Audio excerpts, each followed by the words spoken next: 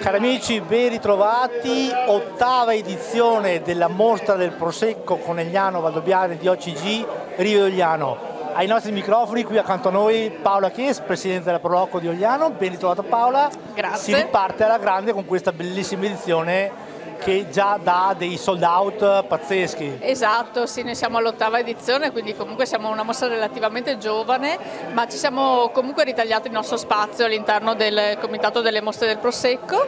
Come dicevi, sì, abbiamo già dei sold out, abbiamo delle passeggiate naturalistiche, passeggiate delle ville venete, sono già esaurite.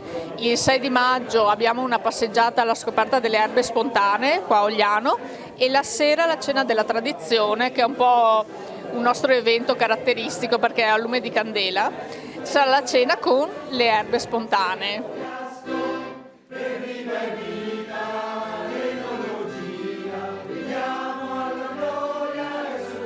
Il Comitato Mostre Primavera del Prosecco ha investito molto sulla promozione in questi anni, anche quest'anno poi è stata presentata la rassegna a Venezia e anche a Monaco, e stiamo avendo notevoli soddisfazioni perché effettivamente i turisti apprezzano molto quella che è la qualità di queste manifestazioni, di queste iniziative. Le passeggiate, le visite guidate e tutto quello che riguarda la promozione del territorio vengono veramente valorizzate da queste nostre mostre del vino.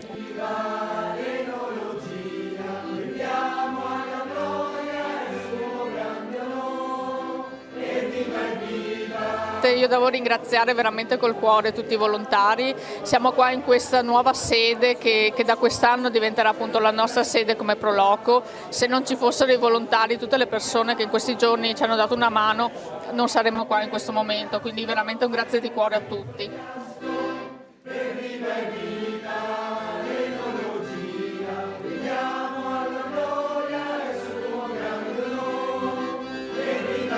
Sì, certo, la manifestazione che ci è scoppiata veramente in mano perché tutte le mostre che sono già partite prima di queste hanno riscontrato un enorme successo. Indubbiamente la qualità, gli aspetti tecnici anche che vengono proposti in queste mostre da parte di sommelier e comunque di persone che tecnicamente propongono il vino in una certa maniera interessa molto a quelli che sono i visitatori e i turisti.